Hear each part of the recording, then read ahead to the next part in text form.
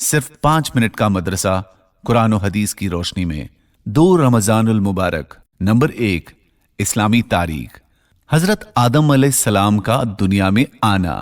حضرت آدم علیہ السلام پیدائش کے بعد ایک عرصے تک جنت میں تنہا رہتے ہوئے بے چینی محسوس کرنے لگے، تو تسلی کے لیے اللہ تعالیٰ نے ان کی بائیں پسلی سے حضرت حوا علیہ السلام کو پیدا کیا اور دونوں کو حکم دیا کہ اس درخت کے علاوہ جنت کی تمام نعمتوں کا استعمال کر سکتے ہو۔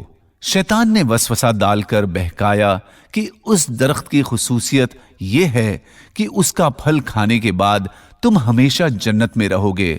چنانچہ شیطان کے دھوکے میں آ کر انہوں نے اس درخت کا پھل کھا لیا۔ اللہ تعالیٰ نے اس غلطی کی وجہ سے جنت کا لباس اتار کر دونوں کو دنیا میں بھیج دیا۔ حضرت آدم علیہ السلام اپنی غلطی پر بہت شرمندہ ہوئے اور ایک مدت تک توبہ و استغفار کرتے ہوئے اللہ کے سامنے روتے رہے۔ پھر اللہ تعالیٰ نے ان کی توبہ قبول فرمائی اور بیت اللہ کی تعمیر کی سعادت ان کے حصے میں آئی۔ اس کے بعد حضرت آدم و حوا علیہم السلام ہی سے نسل انسانی کا سلسلہ شروع ہوا۔ نمبر 2، حضور صلی اللہ علیہ وسلم کا معجزہ۔ آپ صلی اللہ علیہ وسلم کی ولادت کے وقت کا معجزہ۔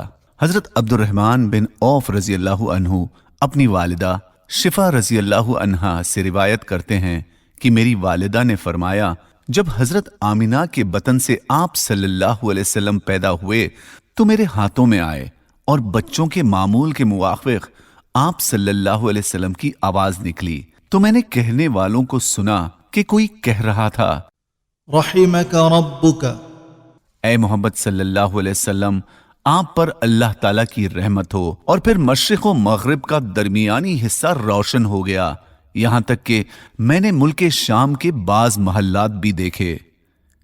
نمبر 3، ایک فرض کے بارے میں، جانوروں میں زکوٰۃ۔ رسول اللہ صلی اللہ علیہ وسلم نے قسم کھا کر فرمایا، جس کے پاس اونٹ، گائے یا بکری ہو اور وہ اس کا حق ادا نہ کرتا ہو تو قیامت کے دن ان جانوروں میں سے سب سے بڑے اور موٹے کو لایا جائے گا جو اپنی کھروں سے اس آدمی کو روندے گا اور سینگ مارے گا۔ جب جب بھی آخری جانور گزر جائے گا تو پہلے جانور کو لایا جائے گا۔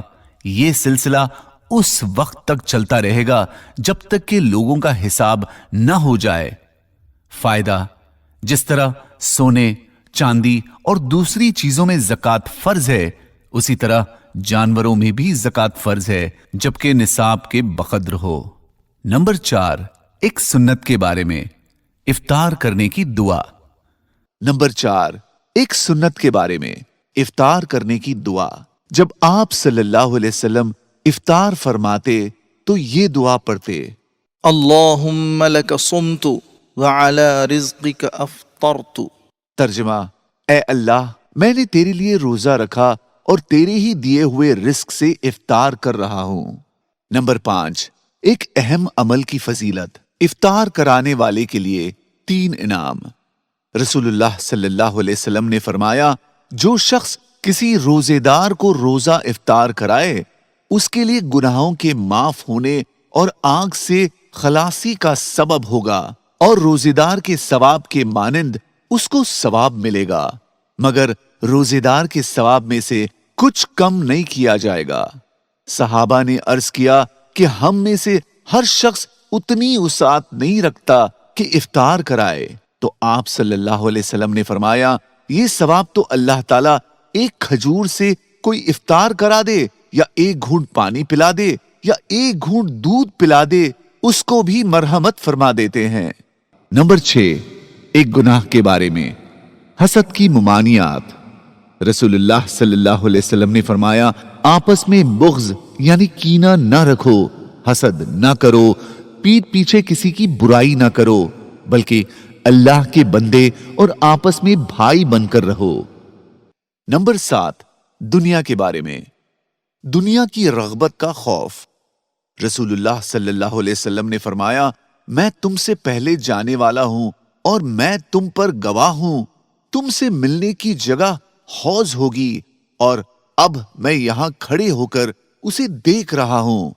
मुझे इस बात का अंदेशा नहीं कि तुम मेरे बाद शिर्क करोगे, मगर इस बात का डर है कि तुम कहीं दुनिया में रगबत ना करने लगो।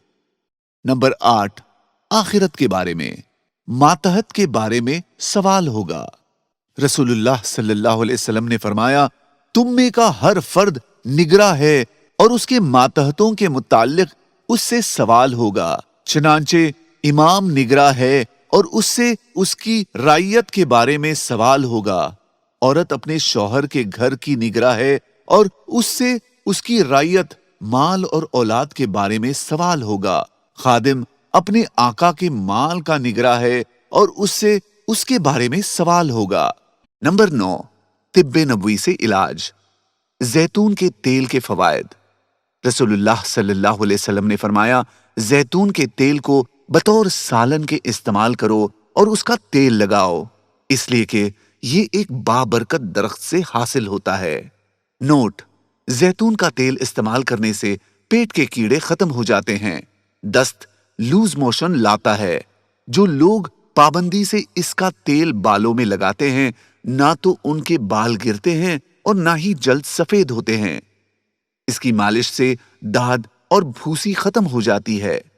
कान में पानी पड़ा हो तो इसके डालने से वो निकल जाता है। नंबर 10, नबी सल्लल्लाहु अलैहि वसल्लम की नसीहत, खजूर से इफ्तार करो। रसूलुल्लाह सल्लल्लाहु अलैहि वसल्लम ने फरमाया, जब तुम रोजा खोलो तो खजूर से इफ्तार करो, क्योंकि यह सरापा बरकत है। अगर खजूर ना मिले तो पानी से रोजा इफ्तार करो, क्योंकि पानी जाहिर और बातिन को पाक करने वाला है। जज़ाकल्लाह।